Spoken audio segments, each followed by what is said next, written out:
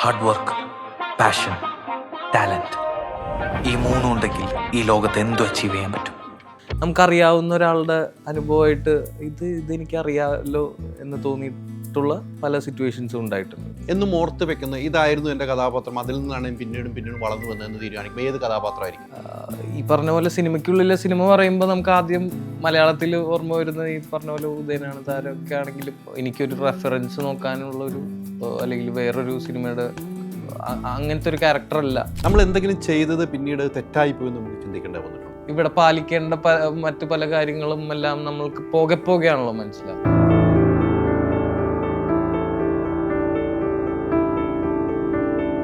വീഴ്ചകൾ പലതും മനുഷ്യനാണല്ലോ. മറ്റുള്ളവർ ചിലപ്പോൾ പ്ലേസ് ചെയ്യാൻ സാധ്യതയില്ലാത്തൊരു സ്പേസിലാണ് നിൽക്കുന്നത്. ഇപ്പം ഞാൻ ഷോൾഡർ ചെയ്യുന്ന ഒരു സിനിമയാണ് ഇത്. അപ്പോൾ ഇവിടെ സംസാരിക്കാൻ ഞാൻ തന്നെ സംസാരിക്കണം. ഇപ്പം തമിഴിലേക്ക് പോകുന്നു, സൂര്യയുടെ കൂടെ പോകുന്നു, ഇതൊക്കെ ഭയങ്കര പ്രതീക്ഷയാണ് ആളുകൾക്ക്. എനിക്കും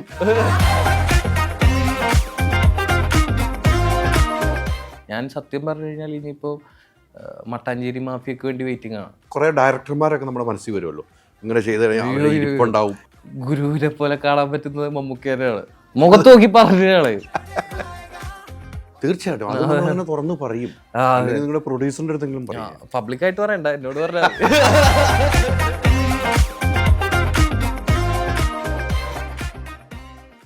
നമസ്കാരം.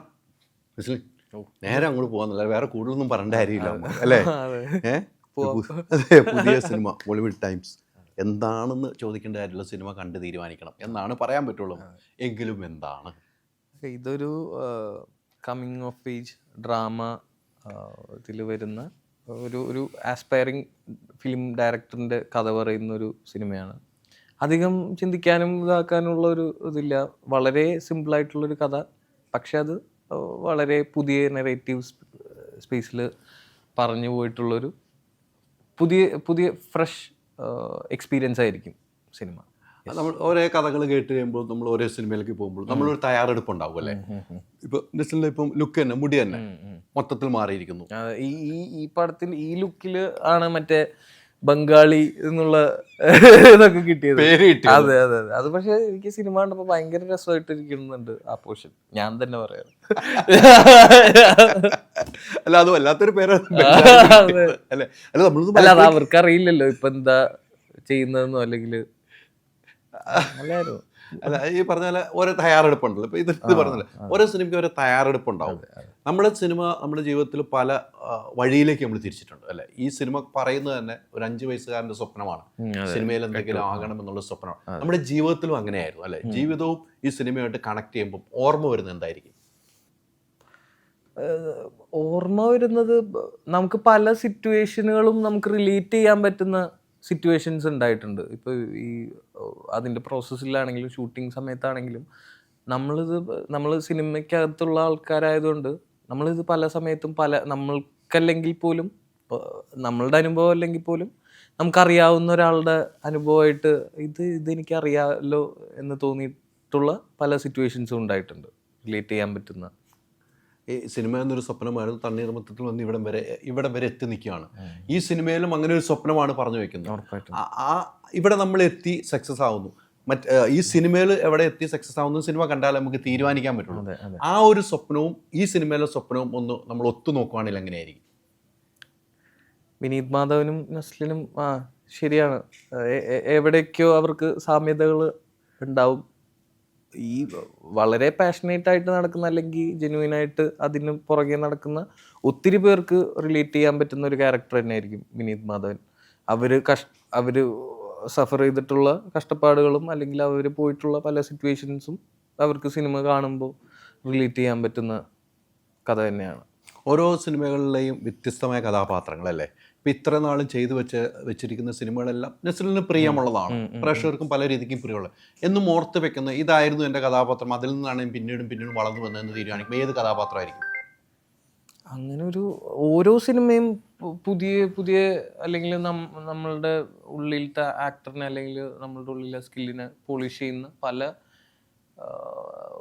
എല്ലാ സിനിമയും അല്ലെങ്കിൽ ഇതുവരെ ചെയ്തിട്ടുള്ള സിനിമകളിൽ നിന്നും എന്തെങ്കിലും ഒരു പുതിയ കാര്യം നമുക്ക് കിട്ടിയിട്ടുണ്ടാവും അപ്പോൾ ഇപ്പോൾ ഉള്ളതും അല്ലെങ്കിൽ ഇനി വരാനിരിക്കുന്നതും എല്ലാം നമ്മൾ ഇപ്പോൾ ഈ പ്രോസസ്സിലൂടെ പോകുമ്പോഴാണ് നമ്മൾ തന്നെ മാറുന്നത്.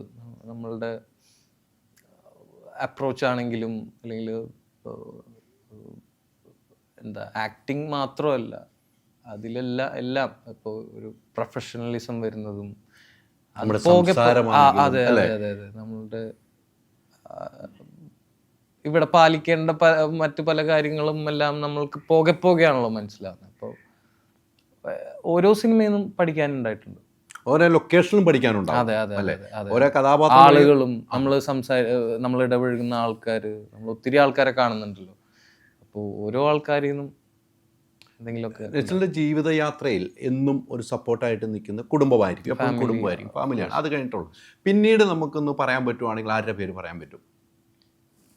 പിന്നീട് ഫാമിലി, ഫ്രണ്ട്സ് എല്ലാവരുടെയും പോലെ തന്നെ നമുക്ക് ഒരു സപ്പോർട്ടായിട്ടുണ്ട്.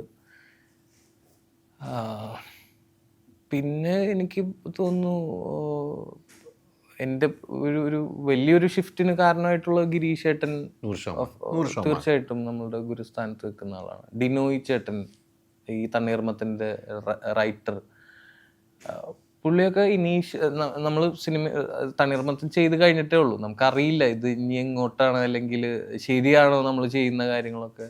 ആ സമയത്ത് തന്നെ എനിക്ക് ഒത്തിരി ഡിനോയ് ചേട്ടനൊക്കെ ഒത്തിരി കോൺഫിഡൻസ് എനിക്ക് തന്നിട്ടുണ്ട്. കാരണം നമ്മളൊന്ന് ആ സമയത്ത് ആർക്കും ജഡ്ജ് ചെയ്യാനോ അല്ലെങ്കിൽ നമുക്കറിയില്ലല്ലോ, സെൽഫായിട്ടും ഒരു ധാരണയില്ല എന്താണ് സംഭവിക്കുക എന്നുള്ളത്. അപ്പോൾ ഒത്തിരി അതിലും സംഗീതാണെങ്കിലും ആ സമയത്ത് സ്പോട്ട് എഡിറ്റർ ആയിരുന്നു അത്. അപ്പോൾ ഒരുമിച്ച് അതെ അതെ. അപ്പോൾ ഇവരൊക്കെ തന്നെയാണ് ഫ്രണ്ട്സ് ആൻഡ് ഫാമിലി കഴിഞ്ഞിട്ട്. പിന്നെ ഇപ്പോൾ കരിയറിൽ അങ്ങനെ ഒരു ഏത് സ്ക്രിപ്റ്റോ അല്ലെങ്കിൽ ചൂസ് ചെയ്യുന്നതിൻ്റെ കാര്യങ്ങളെല്ലാം എൻ്റെ ഒരു നമ്മളിൽ തന്നെയാണ്. അതെ അതെ, നമ്മളിൽ തന്നെ ഒതുങ്ങുന്നുണ്ട്, ഇതിൽ തന്നെയാണ് പോകുന്നത്. ഇതുവരെ അതൊക്കെയാണ്. അല്ല, തെറ്റിയിട്ടില്ല, 100% തെറ്റിയിട്ടില്ല. അല്ല, നെസ്ലിൻ ചെയ്തു വെച്ചപ്പോൾ ഈ കുറെ നാളുകൾ ശേഷം ഇപ്പോൾ ഞാൻ തന്നെയാണെന്ന് നോക്കുമ്പോൾ ഒന്നും തെറ്റിയിട്ടുമില്ല. സത്യമാണ്, തെറ്റാതിരിക്കണം. അതാണ് നമ്മളെല്ലാം ആഗ്രഹിക്കുക. നെസ്ലിൻ എന്നൊരു ആർട്ടിസ്റ്റ് നമ്മൾ കാണുന്നത് നമ്മളൊരു സഹോദരനെ പോലെയാണ്. ആദ്യത്തെ സിനിമ കണ്ടപ്പോൾ അത് നമ്മുടെ വീട്ടിൻ്റെ അടുത്തുള്ള ഒരു പയ്യനാണല്ലോ, അല്ലെ? അതിപ്പോഴും നിൽക്കുന്നുണ്ട് ആളുകളുടെ അടുത്ത്. അത് നമ്മൾ കൊടുക്കുന്ന ഒരു പെരുമാറ്റവും നമ്മളുടെ രീതിയുമായിരിക്കാം അങ്ങനെ നിൽക്കുന്നത്. അതങ്ങനെ തന്നെ മുന്നോട്ട് പോകണം നമ്മളിന്നും ആഗ്രഹിക്കുന്നു, നെസ്ലിനും ആഗ്രഹം. പിന്നെ വീഴ്ചകൾ പലതും മനുഷ്യനാണല്ലോ, അത് നമ്മൾ മെയിൻറ്റെയിൻ ചെയ്യുന്നു എന്നുള്ളൂ. പക്ഷെ അത് അങ്ങനെ തന്നെയാണ് ഇപ്പോഴും. അതാണ് നെസ്ലിൻ വരുവാന്ന് കേൾക്കുമ്പോൾ തന്നെ ഇത്രമാത്രം ആളുകൾ കൂടുന്ന, ഒരേ പ്രായത്തിലുള്ളവർ ഇങ്ങനെ കൂടുന്ന ഇഷ്ടമാണ്. എന്തോ മോഹൻലാൽ എന്തോ ലാലട്ടോ എന്തോ ഇഷ്ടമാണെന്ന് പറഞ്ഞ ആ ഒരു ഡയലോഗാണ് എനിക്ക് ഓർമ്മ വരുന്നത്. ഓരോ യാത്രകളും അത്ര സുഖകരമായിരിക്കില്ല. നമ്മുടെ യാത്രകൾ നമുക്ക് പല വീഴ്ചകൾ പറ്റും, പല പ്രശ്നങ്ങൾ വരും, പല ടെൻഷനുകൾ വരും. അങ്ങനെ ഒരു സുഖകരമല്ലാത്ത യാത്രയിൽ പോകുമ്പം അങ്ങനെ എന്തെങ്കിലും സംഭവിച്ചാൽ നെസ്ലിൻ എന്താവുക സാധാരണ ചെയ്യുക? കുറച്ച് സമയം എന്തായാലും സങ്കടപ്പെട്ടിരിക്കും. എല്ലാവരെയും പോലെ അതാലോചിച്ച് സങ്കടപ്പെടുന്നൊരു സമയം ഉണ്ടാവും. പിന്നെ സെൽഫായിട്ട് മോട്ടിവേറ്റഡ് ആയിട്ടിരിക്കുക എന്നുള്ളതും, നമുക്ക് വേണ്ടപ്പെട്ടവരുടെ അടുത്ത് പോവുക, അല്ലെങ്കിൽ ഇതിൽ നിന്നെല്ലാം കട്ട് ഓഫ് ചെയ്തിട്ട്, സിനിമ മാത്രമല്ലല്ലോ ജീവിതവും ഉണ്ടല്ലോ, അപ്പോൾ ഇതിൽ നിന്നെല്ലാം മാറി കുറച്ച് ഒരു സ്പേസിലേക്ക് എത്തുക എന്നുള്ളതായിരിക്കും ആദ്യം ചെയ്യുന്നത്. അങ്ങനെ തിരഞ്ഞെടുത്ത് പോകേണ്ടി വന്നിട്ടുണ്ടോ? വലിയ വിഷമങ്ങളൊന്നും ഇതുവരെ ഈ പറയുന്ന പോലത്തെ സോഷ്യൽ മീഡിയ അത് നോക്കിയാൽ പിന്നെ നമുക്ക് എന്നും സ്വസ്ഥത കുറവായിരിക്കും. ഞാൻ അനുഭവിക്കുന്നുണ്ടോ, അപ്പോൾ അതുകൊണ്ട് പിന്നെ അത് നോക്കിയാൽ പിന്നെ നോക്കണ്ട നമ്മൾ. അല്ലാതെ വരുന്നത് ഇപ്പോൾ എല്ലാവർക്കും ഉള്ള പോലത്തെ സങ്കടങ്ങളൊക്കെ. നമ്മൾ എന്തെങ്കിലും ചെയ്തത് പിന്നീട് തെറ്റായി പോയി നമുക്ക് ചിന്തിക്കേണ്ടി വന്നിട്ടുണ്ട്? ഇല്ല, ഒരിക്കലും ഇല്ല. എല്ലാ സിനിമകളിൽ നിന്നും, ഇപ്പോൾ പരാജയപ്പെട്ട സിനിമകളിൽ നിന്നാണെങ്കിൽ പോലും നമുക്ക് ഒത്തിരി, അതാ ഞാൻ പറഞ്ഞത്, നമ്മളുടെ ഇപ്പം തുടങ്ങിയിട്ടല്ലേ ഉള്ളൂ. അപ്പോൾ നമുക്ക് ഇതിൽ നിന്ന് ഈ തെറ്റിയേ ശരിയാവുള്ളൂ എന്തായാലും. അതെ, തെറ്റുകൾ സംഭവിച്ചാൽ നമ്മൾ നന്നാക്കാൻ. അതെ, അപ്പോൾ നമുക്ക് മനസ്സിലാവും എവിടെയാണ് പാളിയത്, അല്ലെങ്കിൽ ഇനി എവിടെയാണ് നമുക്ക് ഇമ്പ്രൂവ് ചെയ്യേണ്ടത് എന്നുള്ളത് എല്ലാം. ഈ കഥ കേട്ട് കഴിഞ്ഞപ്പം ഈ സിനിമ ഞാൻ ചെയ്യാൻ തീരുമാനിക്കുന്നതിന് ഒരു ഘടകമാണ്, സ്ക്രിപ്റ്റ് ആയിരിക്കും അല്ലെങ്കിൽ എന്തെങ്കിലും ആയിരിക്കും. പക്ഷെ അങ്ങനെ പെട്ടെന്ന് എനിക്ക് ഈ സിനിമയുടെ കഥകൾ ഉദയനാണ് താരം, അല്ലേ? ആ ഒരു സിനിമ എനിക്ക് എൻ്റെ മനസ്സിൽ ഒരു റെഫറൻസ് ഒന്നാണ്. ഇതിനകത്താരം നമ്മൾ കണ്ടേക്കുന്ന സിനിമ അതെ, ഒത്തിരി ഭയങ്കരമായിട്ട് രസകരമായിട്ട് സിനിമയ്ക്കുള്ള സിനിമ പറയുന്നത് എന്ന് പറഞ്ഞ ഒരു സിനിമയ്ക്കുള്ള സിനിമയാണ്. ഈ കഥ കേട്ട് കഴിഞ്ഞപ്പം അത്രയും ഏതെങ്കിലും ഒരു സിനിമകൾ മനസ്സിൽ വന്നോ? ഇല്ല ഇല്ല. ഇല്ല. ഇത് സത്യം പറഞ്ഞു കഴിഞ്ഞാൽ ഒരു പുതിയൊരു സിനിമയായിട്ട് തന്നെ നിൽക്കുന്നുണ്ട്. ഈ പറഞ്ഞ പോലെ സിനിമയ്ക്കുള്ളിലെ സിനിമ പറയുമ്പോൾ നമുക്ക് ആദ്യം മലയാളത്തിൽ ഓർമ്മ വരുന്നത് ഈ പറഞ്ഞ പോലെ ഉദയനാണ് താരമൊക്കെ ആണെങ്കിലും ഇതൊരു വേറൊരു സിനിമയായിട്ട് ഇങ്ങനെ ഒരു സിനിമ ഇതിന് അങ്ങനെ ഒരു പറയാൻ ഒരു റെഫറൻസ് പറയാൻ ഒരു സിനിമ ഇല്ല. ഇത് ഫ്രഷാണ്. അതെ അതെ, ഫ്രഷാണ്. എന്താ കാണുമ്പോൾ ആളുകൾക്ക് അറിയാം ഇങ്ങനെയൊക്കെ നടക്കുന്നുണ്ടെന്നും. അതെ അതെ അതെ അതെ, ഒത്തിരി റിലേറ്റബിൾ ആണ്. അതെ, ആളുകൾക്കും നോർമൽ ഇപ്പൊ സിനിമയിൽ വർക്ക് ചെയ്യുന്ന ആൾക്കാരല്ലാതെ തന്നെ പ്രേക്ഷകർക്കും ഇത് കാണുമ്പോൾ സാധാരണ നോർമൽ ഓഡിയൻസിന് കാണുമ്പോൾ തന്നെ അവർക്കും റിലേറ്റബിൾ ആണ്. അവരും ചുറ്റുപാടും അറിയുന്ന കാര്യങ്ങളൊക്കെ അവർക്കും കാണാൻ പറ്റും സിനിമ കണ്ടുകൊണ്ടിരിക്കും. അല്ല, ഇപ്പൊ ഇവിടെ സിനിമയ്ക്കുള്ളിൽ നടക്കുന്ന എല്ലാം സോഷ്യൽ മീഡിയയിൽ വാർത്തയാവും. ഉറപ്പായിട്ടും. അതുകൊണ്ട് എല്ലാവർക്കും ഈ പറഞ്ഞ മനസ്സിലാവുന്നുള്ള കാര്യം ഉറപ്പാണ്. ഇതിന്റെ കഥ കേട്ട് കഴിഞ്ഞപ്പോൾ ഞാൻ ചെയ്യാം എന്നൊന്ന് ഉറപ്പിക്കാനുള്ള കാരണമാണ് നമ്മളാള് സ്ക്രിപ്റ്റ് കേൾക്കുന്നത്. ഞാൻ ഇതുവരെ ചെയ്ത ക്യാരക്ടേഴ്സിനും ഒത്തിരി അല്ലെങ്കിൽ എനിക്കൊരു റെഫറൻസ് നോക്കാനുള്ളൊരു അല്ലെങ്കിൽ വേറൊരു സിനിമയുടെ അങ്ങനത്തെ ഒരു ക്യാരക്ടറല്ല ആയിരുന്നു. പിന്നെ ഇതിൻ്റെ നെറേറ്റീവ് സ്റ്റൈല് ഭയങ്കര ഫ്രഷാണ്. അഫ്കോഴ്സ് അഭിച്ചേട്ടൻ്റെ കൂടെ വർക്ക് ചെയ്യാൻ എനിക്ക് ഒത്തിരി താല്പര്യം ഉണ്ടായിരുന്നു. ഫസ്റ്റ് സിനിമ എനിക്ക് ഒത്തിരി ഇഷ്ടമായ സിനിമയാണ്. അതെ, നല്ല സിനിമ. അപ്പോൾ ഇതെല്ലാം കഴിഞ്ഞു സ്ക്രിപ്റ്റ് ആണെങ്കിലും എനിക്ക് ആ സമയത്ത് വന്നിരുന്ന സ്ക്രിപ്റ്റുകളിൽ നിന്നും ഒത്തിരി ഭയങ്കര വെൽ ഡിഫൈൻഡ് ആയിട്ടുള്ളൊരു സ്ക്രിപ്റ്റ് ആയിരുന്നു. വെൽ ഡിഫൈൻഡ് ക്യാരക്ടറും കൃത്യമായിട്ടൊരു ആർക്ക് ഉണ്ടായിരുന്നു. എല്ലാ ക്യാരക്ടേഴ്സിനാണെങ്കിലും ആ കഥയ്ക്കാണെങ്കിലും ഒരു ആ ഫ്ലോ ഭയങ്കര രസമുണ്ടായിരുന്നു. എല്ലാം ഇൻട്രസ്റ്റിംഗ് ആയിട്ട്, പിന്നെ നല്ല പ്രൊഡക്ഷൻ ഹൗസ് ആണ് ചെയ്യുന്നത്. അതെ, അപ്പോ എന്തുകൊണ്ട് ചെയ്യാതിരിക്കണം. അതങ്ങനെ ഒരു പിന്നെ എനിക്കും ഒരു ചലഞ്ചായിരുന്നു ഇങ്ങനത്തെ ഒരു ക്യാരക്ടർ പുൾ ഓഫ് ചെയ്യാന്ന് പറയുന്നത്. എന്നെയും അങ്ങനെ മറ്റുള്ളവർ ചിലപ്പോൾ പ്ലേസ് ചെയ്യാൻ സാധ്യതയില്ലാത്തൊരു സ്പേസിലാണ് നിൽക്കുന്നത്. അപ്പോൾ അതായിരുന്നു. പല സംവിധായകരുടെ കയ്യിലൂടെയാണ് നമ്മുടെ യാത്ര നടന്നത്. പല സംവിധായകർ, എത്രയോ സംവിധായകരുടെ കൂടെ നമ്മൾ യാത്ര ചെയ്തു. പലതും പല സ്വഭാവം, പല വ്യത്യസ്തമായ അഭിപ്രായങ്ങളുള്ളതായിരിക്കും. ഓരോ സംവിധായകരുടെ അടുത്ത് പോകുമ്പോഴും നമുക്ക് കിട്ടുന്ന ഒരു മോട്ടിവേഷൻ ഉണ്ടാവും. നമ്മൾ ചെയ്ത് കഴിയുമ്പോൾ അവർ പറയുന്ന ഒരു അല്ലെങ്കിൽ ഒന്നിൽ സംസാരത്തിൽ നോട്ടത്തിൽ ഒരു എക്സ്പ്രഷൻ ഉണ്ടാവും. അങ്ങനെ മനസ്സിലാക്കാൻ നമ്മുടെ ഈ സംവിധാനത്തിൽ എങ്ങനെയാണ് മനസ്സിലാക്കുക? നമ്മുടെ ഒരു ഷോട്ട് കഴിഞ്ഞപ്പോൾ അദ്ദേഹത്തിന് മുഖത്ത് നോക്കിയാൽ തൃപ്തനാണ് അദ്ദേഹം, അല്ലെങ്കിൽ പുള്ളി വന്ന് പറയും. അതെ, മുഖത്ത് നോക്കി പറഞ്ഞു കളയും. എന്ന് വെച്ച് കഴിഞ്ഞാൽ എടാ അതെനിക്ക് വർക്കായില്ല, നമുക്ക് വേറെ എന്താ ചെയ്യാൻ പറ്റുക എന്നുള്ളത് അത് പുള്ളി കൃത്യമായിട്ട് വന്ന് പറയും. അപ്പൊ വളരെ ഈസിയാണ്, വേറെ കൺഫ്യൂഷൻസ് ഒന്നുമില്ല അവിടെ. നേരെ അതെ അതെ അതെ, പറയാൻ പറ്റുന്ന ആളുകളാണല്ലോ. അതെ അതെ, അല്ലെ, ഈ വലിയ പ്രായ വ്യത്യാസം ഒന്നും ഇല്ലാത്ത ഒരാള് നമ്മളെടുത്ത് അത് നമുക്ക് വീണ്ടും ധൈര്യം കിട്ടും. അല്ലെ, നമ്മൾ ചെയ്ത കഥാപാത്രത്തെ ഒന്നും കൂടെ നന്നാക്കാനുള്ള അവസരമാണല്ലോ നമുക്ക് തരുന്നത് എന്നുള്ള ഒരു ധൈര്യം കിട്ടുന്നുണ്ട്. അല്ല, പുള്ളി അതിന് കൃത്യമായിട്ട് പോയിന്റ് ചെയ്ത് പറയുകയും ചെയ്യും എന്തുകൊണ്ടാണ് അത് വർക്കല്ലാത്തത് എന്നുള്ളത്. അത് കൃത്യമായിട്ട് പോയിന്റ് ചെയ്യും. ഇപ്പൊ ഈ ക്യാരക്ടർ ഇതിന് മുമ്പ് ട്രാവൽ ചെയ്ത് വന്ന സിറ്റുവേഷനിൽ നിന്ന് നോക്കുമ്പോൾ ഡിഫറെന്റ് ആണ്, അല്ലെങ്കിൽ നമുക്ക് അതിനുള്ള നമ്മളെ കൺവിൻസ് ചെയ്യും. അപ്പോൾ ഈ സിനിമയിൽ ഈ പറഞ്ഞ 5 വയസ്സിൽ തുടങ്ങി ഒരു 8 വയസ്സിൽ തുടങ്ങിയിട്ട് ഒരു സ്വപ്നമാണ് 32-ാം വയസ്സിലേക്ക് എത്തി നിൽക്കുന്ന പോലെ വരുന്നത്. 26 വയസ്സിൽ. അപ്പോൾ പല നമ്മുടെ നോട്ടവും ഭാവവും നമ്മൾ ഡയറക്ഷൻ രംഗവും ഒക്കെ ഈ സിനിമയിൽ കാണുമെന്നുള്ള പ്രതീക്ഷ എനിക്കുണ്ട്. നമ്മളെന്താണ് അപ്പം നമുക്ക് കുറേ ഡയറക്ടർമാരൊക്കെ നമ്മുടെ മനസ്സിൽ വരുമല്ലോ, ഇങ്ങനെ ചെയ്ത് കഴിഞ്ഞാൽ ഇരിപ്പുണ്ടാവും. ആരെയും അങ്ങനെ മനസ്സിലൊന്നും കണ്ടിട്ടില്ല അല്ലേ? ഇനി നമുക്ക് പ്രേക്ഷകർക്ക് ചിലപ്പോൾ മനസ്സിലാവുമായിരിക്കും അല്ലേ? അറിയില്ല. വിനീത് മാധവൻ ഒരു പുതിയ ക്യാരക്ടറായിട്ട് നിൽക്കാൻ സാധ്യതയുണ്ട്. ഈ ലുക്ക് പറഞ്ഞപ്പോൾ എന്താ പറഞ്ഞ? ഈ ലുക്ക് പിടിക്കണമെന്ന് പറഞ്ഞപ്പോൾ ഈ ലുക്ക് ഒരു അങ്ങനെ നമുക്ക് ആദ്യമേ സ്കെച്ച് ഒന്നും ഉണ്ടായിരുന്നില്ല. നമ്മൾ മുടി വളർത്തിക്കഴിഞ്ഞ് അതിലേക്ക് എത്തിയതാണ് സത്യം പറഞ്ഞു കഴിഞ്ഞാൽ. റോണക് ചേട്ടനും അഭിചേട്ടനും ഒക്കെ കൂടി അതിലേക്ക് എത്തിച്ചതാണ്. എന്ന് വെച്ച് കഴിഞ്ഞാൽ നമ്മൾ ലുക്ക് ടെസ്റ്റ് ചെയ്യുമ്പോൾ അതിലേക്ക് വന്നതാണ്, ആ ലുക്കിലേക്ക് വന്നതാണ്. നമ്മളുടെ കയ്യിൽ ഓൾറെഡി ഉണ്ടായിരുന്നില്ല. അദൃശ്യമായി സംഭവിച്ച ആ അതെ അല്ലേ? അതെ പക്ഷെ ലുക്ക് ഗംഭീരമാണ്. ആ നമ്മൾ കാണുമ്പോഴും ഏറ്റവും ഹിറ്റടിച്ച കമന്റ് തന്നെയായിരുന്നു ഇത്രയും വളർത്തിയതും. ബംഗാളി എന്നുള്ള കമന്റ് തന്നെ വളർത്തിയതും. ഈ ഓരോ സിനിമ ഇപ്പം ഇപ്പം തമിഴിലേക്ക് പോകുന്നു, സൂര്യയുടെ കൂടെ പോകുന്നു, ഇതൊക്കെ ഭയങ്കര പ്രതീക്ഷയാണ് ആളുകൾക്ക്. ആ ഒരു എനിക്കും അത് നല്ലതായിട്ട് വരട്ടെ, നല്ലതായിട്ട് വരണം. അവിടേക്ക് എത്താൻ ഒരു ചാൻസ് ഉണ്ടായിരുന്നല്ലോ. എന്തായിരുന്നു ആ മുഹൂർത്തം? അവരിലേക്ക് നെസ്ലിനിലേക്ക് അവർ എത്തുകയാണല്ലോ. അതെങ്ങനെയായിരുന്നു ആ മുഹൂർത്തം? ജിത്തു ചേട്ടൻ്റെ പടങ്ങൾ, ഇപ്പോൾ ജിത്തു മാധവൻ, രോമാഞ്ചമൊക്കെ ഞാൻ മുന്നേ തന്നെ ഫോളോ ചെയ്യുന്നുണ്ട്. അപ്പോൾ രോമാഞ്ചമാണെങ്കിലും ആവേശമാണെങ്കിലും അപ്പോൾ മുതലേ നമ്മൾക്ക് പരസ്പരം അറിയുന്ന അല്ലെങ്കിൽ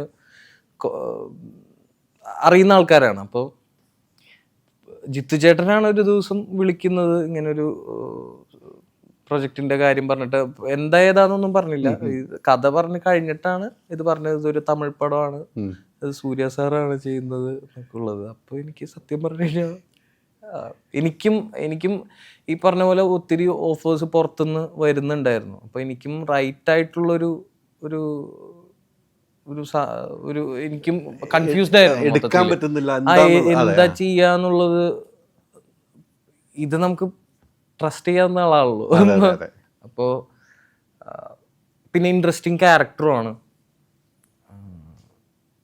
ജിത്തു ചേട്ടനാണ് വിളിക്കുന്നത്. അപ്പോൾ അങ്ങനെ അത് സംഭവിച്ചു. ഡെബ്യൂ തമിഴ് മൂവി വലിയ സംഭവമല്ലേ അല്ലേ? അതെ, എത്രയോ പേർ ആഗ്രഹിക്കുന്നു. തീർച്ചയായിട്ടും. ഞാനൊക്കെ സൂര്യ സാറിനെ ഇടയ്ക്ക് ഇങ്ങനെ നോക്കി നിൽക്കും, ഇങ്ങനെ വാരണായിരം അയൻ ഗജനി ഞാൻ സൂര്യ സാറിന്റെ കൂടെയാണ് എന്നുള്ളത്.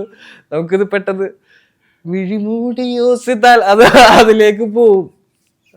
നമ്മള് ചെറുപ്പം മുതലേ കണ്ടിട്ടുള്ള ആൾക്കാരാണല്ലോ. അപ്പം അതെല്ലാം വലിയ ഭാഗ്യമായിട്ടാണ്. ആദ്യം നിങ്ങൾ ഒരുമിച്ച് നിൽക്കുന്ന സമയത്ത് മനസ്സിൽ ഇതൊക്കെ ഓടിയെത്തി എന്ന് പറയുമ്പോഴും അദ്ദേഹം പറഞ്ഞത് എന്തായിരിക്കും?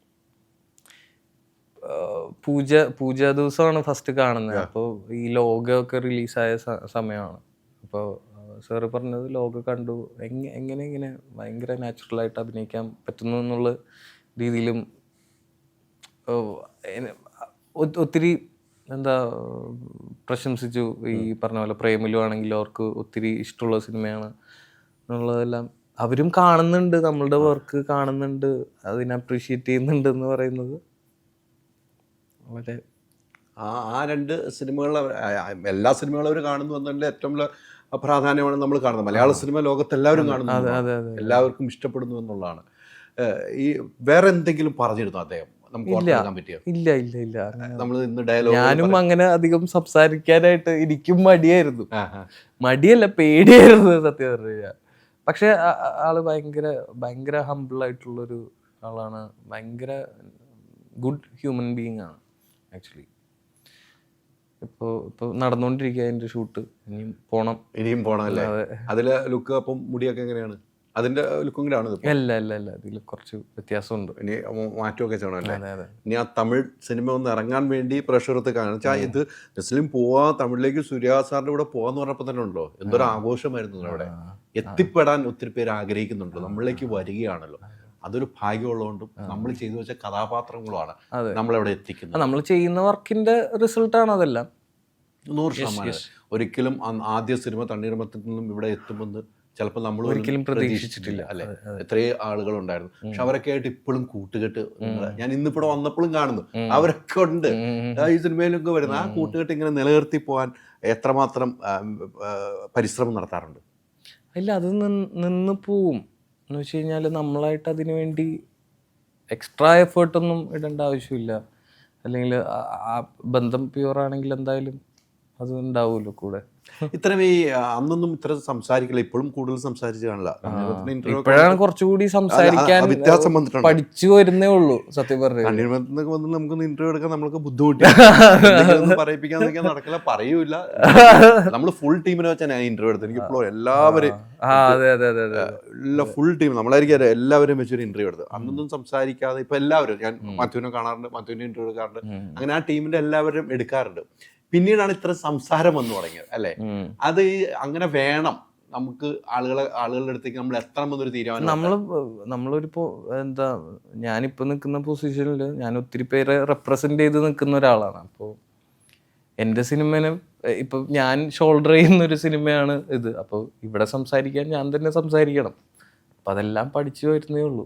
നമ്മളൊരു സിനിമ നമ്മളിലേക്ക് തന്നെ എത്തുമ്പോൾ ഒരു പേടിയും ഭയവും നമ്മളിലേക്ക് ഉണ്ടാവുമല്ലോ സിനിമ റിലീസ് വരെ. ഉറപ്പായിട്ടും അല്ലേ? ഉറപ്പായിട്ടും. അങ്ങനെ ഒരു ടെൻഷൻ എപ്പോഴും എടുക്കാറുണ്ടല്ലോ. റിലീസ് വരെ എന്ന് വെച്ച് കഴിഞ്ഞാൽ ഇത് റിലീസിനോട് അടുപ്പിച്ച് വരുമ്പോഴായിരിക്കുള്ളൂ ആ ടെൻഷൻ ഒന്ന്.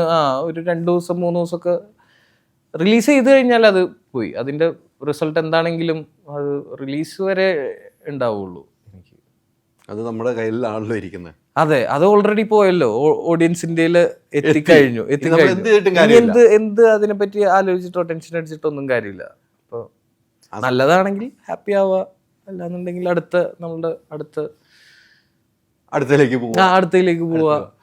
ഇപ്പൊ തമിഴിലേക്ക് ഒരു സിനിമയിലേക്കേ ഉള്ളൂ, മറ്റു ഭാഷയിൽ നിന്നും എന്തായാലും ഓഫർ വന്നിട്ടുണ്ടാവും എന്നുള്ള എൻ്റെ ഒരു പ്രതീക്ഷ വന്നിട്ടുണ്ടാവും. പക്ഷെ അതിലേക്കൊന്നും എത്തണ്ട എന്ന് തീരുമാനിക്കുന്നത് അല്ലല്ല, എത്തണ്ടെന്നല്ല, ഒരിക്കലും സ്ക്രിപ്റ്റിന്റെ നല്ലൊരു പ്രൊജക്ടിന് വേണ്ടി വെയിറ്റിംഗ് ആണ്. ഇപ്പൊ ഒത്തിരി കേൾക്കുന്നുണ്ട് ഇൻട്രസ്റ്റിംഗ് ആയിട്ടുള്ള 1-2 സബ്ജക്റ്റുകൾ. ഇപ്പോ അതിന്റെ ബാക്കിയുള്ള എഴുത്ത് നടക്കുന്നേ ഉള്ളൂ. അപ്പോൾ ഒന്നും അങ്ങനെ പറയാറായിട്ടുള്ള പ്രൊജക്റ്റുകളില്ല. അപ്പോൾ സംഭവിക്കട്ടെ, അത് സംഭവിക്കണം. നമ്മുടെ ഈ പ്രായത്തിൽ അതൊക്കെ സംഭവിക്കേണ്ടതാണ്. വളരെ ചുരുക്കം ആളുകൾക്ക് കിട്ടുന്ന ഭാഗ്യമാണ് കിട്ടിയിരിക്കുന്നത്. ഇത്രയും ആളുകൾ അങ്ങനെ ആഗ്രഹിക്കുന്നുണ്ട്. പക്ഷെ അതല്ല, നമ്മളുടെ മലയാളം സിനിമനെ റെപ്രസെന്റ് ചെയ്ത് അല്ലെങ്കിൽ ഇവിടെ നിന്ന് അങ്ങനെ പോയി ചെയ്യുക എന്നൊക്കെ പറയുന്ന വലിയ കാര്യം തന്നെ. ഇപ്പൊ ചെയ്തുകൊണ്ടിരിക്കുന്ന സിനിമ ടിക്കറ്റൊക്കെ ആണെങ്കിലും ഗംഭീര വേഷമാണ്. അങ്ങനെ കുറെ സിനിമകൾ ഇപ്പൊ ചെയ്യുന്നുണ്ട്. അതിന്റെ ഒരു വളരെ കുറച്ചേ ഉള്ളൂ ടിക്കറ്റാക്കിയാല്. പക്ഷെ ഇൻട്രസ്റ്റിംഗ് ആയിട്ടുള്ളൊരു ക്യാരക്ടറും പിന്നെ മൊത്തം ടോട്ടൽ പടവും അതിൻ്റെ സെറ്റിങ്ങും ഭയങ്കര രസമുള്ള രീതിയിലാണ്.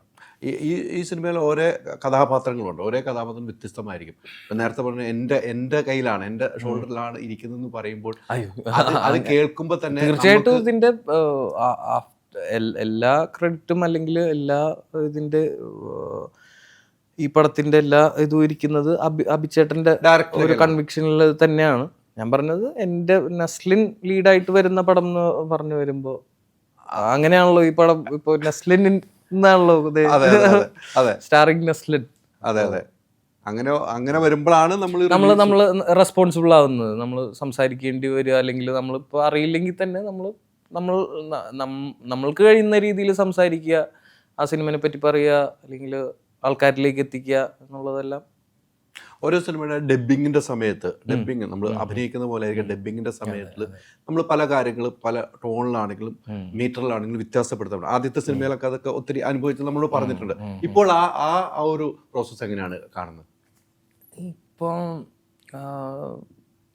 ഇതെല്ലാം പഠിച്ച് ഇപ്പോൾ 1-2 സിനിമകൾ അല്ലെങ്കിൽ 3-4 തുടക്ക സിനിമകളൊക്കെ കഴിഞ്ഞപ്പോഴാണ് ഇങ്ങനത്തെ ടെക്നിക്സ് എല്ലാം ഉണ്ട്, അല്ലെങ്കിൽ ശബ്ദത്തിലും വേരിയേഷൻസ് അതെല്ലാം പഠിച്ചു വരുന്നത് അപ്പോഴാണ്. അപ്പോൾ ഞാൻ സത്യം പറഞ്ഞു കഴിഞ്ഞാൽ ഇനിയിപ്പോൾ മട്ടാഞ്ചേരി മാഫിയക്ക് വേണ്ടി വെയിറ്റിംഗ് ആണ്. എനിക്ക് ആ കാര്യത്തിൽ കൂടുതൽ സംസാരിച്ച് എനിക്ക് ഗുരുവിനെ പോലെ കാണാൻ പറ്റുന്നത് മമ്മൂക്കേനെയാണ്. ആ കാര്യത്തിൽ അതിൻ്റെ ടിപ്സും കാര്യങ്ങളെല്ലാം ചോദിച്ചറിയാൻ പറ്റുന്നത് തീർച്ചയായിട്ടും മമ്മൂക്കാനോടാണ്. അപ്പോൾ ആ പടം വരട്ടെ എന്തായാലും. ആ സമയത്ത് എനിക്കും ഇപ്പം എന്താ പഠിച്ചു വരുന്നേ ഉള്ളൂ ഓരോ കാര്യങ്ങൾ. അതിൻ്റെ എന്താ ഇതിലങ്ങനെ തീർച്ചയായിട്ടും ഇതിൻ്റെ എന്തായാലും നിങ്ങൾ പടം കാണട്ടെ, കണ്ടിട്ട് പറയൂ. തീർച്ചയായിട്ടും ഇത് പടം കണ്ടു കഴിയുമ്പോഴാണ് ഞാനൊക്കെ വിളിക്കുന്നതും സംസാരിക്കേണ്ടി വരുന്നത്. ഉറപ്പായിട്ടും അത് നല്ലതാണെങ്കിലും മോശമാണെങ്കിലും തീർച്ചയായിട്ടും പറയണം. തീർച്ചയായിട്ടും അത് തുറന്നു പറയും. നിങ്ങളുടെ പ്രൊഡ്യൂസറിന്റെ അടുത്തെങ്കിലും പറയും. പബ്ലിക്കായിട്ട് പറയണ്ട, എന്നോട് പറഞ്ഞാൽ അല്ല, നമ്മളെന്നും സിനിമയ്ക്കൊപ്പം നിൽക്കുന്ന സിനിമ ഞാൻ പറഞ്ഞില്ല, എൻ്റെ യാത്രയും സിനിമ തന്നെയാണ് അല്ലേ. നമ്മൾ ഇപ്പുറത്തെ സൈഡിലാണ്, നിങ്ങൾ അപ്പുറത്തെ സൈഡിൽ നിന്ന് മാത്രമേ ഉള്ളൂ. നമ്മൾ സിനിമയെ കൊല്ലുന്ന രീതിക്ക് ഒരു യാത്രയില്ല. നമ്മൾ ഓപ്പണായിട്ട് പറയുന്നതാണ്, നമുക്ക് ഇഷ്ടപ്പെട്ടില്ല ഇതാണ് എന്ന പ്രശ്നമുണ്ടെന്ന് പറയാൻ പറ്റുന്ന സ്വാതന്ത്ര്യമുള്ളവരാണ് നമ്മളെല്ലാം. അതങ്ങനെ പറയുകയും ചെയ്യും. പക്ഷേ ഈ സിനിമ ഒരു വിജയമാണ് എന്ന് നമ്മൾ പറയാൻ കാരണം ഈ സിനിമയുടെ സബ്ജക്റ്റ് അങ്ങനെയാണ്. നമുക്ക് എല്ലാവർക്കും മനസ്സിലാവുന്ന ഒരു സബ്ജക്റ്റിലേക്ക് കൊണ്ട് വെച്ചുകൊണ്ടാണ് ഈ സിനിമയുടെ വിജയത്തിലേക്ക് നമ്മൾ എത്തുമെന്ന് നമ്മൾ പ്രതീക്ഷയാണ്. മറ്റേ ഒറ്റ ഷോയിൽ ആദ്യത്തെ ഷോയിൽ നിന്ന് നമുക്ക് അറിയാൻ പറ്റുന്നതാണ് അത്രമാത്രം പ്രഷർ വളർന്നു കഴിഞ്ഞിരിക്കുന്നു. പ്രഷറിന് മുമ്പിലെ പ്രഷർ നമുക്ക് ഒരു കാരണവശാലും പറ്റിക്കാൻ പറ്റില്ല. പണ്ടത്തെ പോലെയല്ല, പ്രഷറെ പറ്റിക്കാൻ കഴിയില്ല. ചെയ്തു വെച്ച സിനിമകൾ എല്ലാം നല്ലതാണ്. ചെയ്തത് പരാജയപ്പെട്ട സിനിമകളുണ്ടാവും, വിജയിച്ച സിനിമ. ഇനിയുള്ള സിനിമയിൽ വിജയത്തിലൂടെയാണ് യാത്ര ചെയ്തിട്ടുണ്ട്. അതുകൊണ്ട് തന്നെയാണ് മലയാളികൾ താങ്കൾ എവിടെ പോയാലും ഇത്രമാത്രം ആരാധനയോടുകൂടി ഇഷ്ടത്തോടുകൂടി കൂടുന്നത്. നെസ്ലിൻ ഞങ്ങളുടെ സഹോദരനാണ്, അല്ലെങ്കിൽ ഞങ്ങളെ ഒരു ജ്യേഷ്ഠനാണ് എന്ന് കാണുന്ന പ്രേക്ഷകർ കൂടെ നിൽക്കുന്നത് അതുകൊണ്ട് തന്നെയാണ് ഇത്തരം നല്ല സിനിമയിലേക്ക് എത്തുന്നു. എന്താണ് പ്രേക്ഷകരോട് പറയാനുള്ളത്? തീർച്ചയായിട്ടും ഒത്തിരി സ്നേഹം, ഇതുവരെയുള്ള സ്നേഹത്തിനും ഈ പറഞ്ഞ പോലെ എന്നെ സപ്പോർട്ട് ചെയ്തതിനും ഇഷ്ടപ്പെടുന്നതിനും. അപ്പോൾ ആ ഇഷ്ടം ഒന്നുകൂടി കൂടുകയുള്ളൂ എന്ന് ഞാൻ വിശ്വസിക്കുന്നുണ്ട് ഈ സിനിമയിലൂടെ. ജൂൺ 5 തിയേറ്ററിക്കൽ റിലീസായിട്ട് വേൾഡ് വൈഡ് ആയിട്ട് വരികയാണ് മോളിവുഡ് ടൈംസ്. അപ്പോൾ എല്ലാവരും കാണുക, അഭിപ്രായങ്ങൾ അറിയിക്കുക. ആ ഇഷ്ടം കൂടട്ടെ. ഇഷ്ടം കൂടണം. നിങ്ങൾ വിളിച്ച ബംഗാളി എന്ന് വിളിച്ച ബംഗാളി ആയിട്ട് തന്നെ വരുമെന്ന്, എന്നിട്ട് ബംഗാളിയാണോ മലയാളിയാണോ നിങ്ങൾ തിരിച്ചറിയും. അങ്ങനെ തിരിച്ചറിയാം. ഒത്തിരി സന്തോഷം. Thank you.